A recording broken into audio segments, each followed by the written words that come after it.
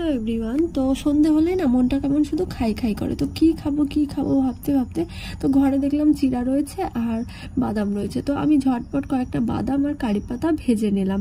তো ভেজে নেওয়ার পর এখানে দেখো তেলের মধ্যে আমি একটু সর্ষে ফোড়ন দিয়ে দিলাম। তো সর্ষে ফোড়ন দিয়ে এর মধ্যে দিয়ে দিলাম কিছুটা পেঁয়াজ কুচি।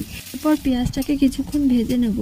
পেঁয়াজটাকে ভেজে নেওয়ার পর এতে দিয়ে দেবো কুচিয়ে রাখা লঙ্কা কুচি আর হচ্ছে টমেটো কুচি।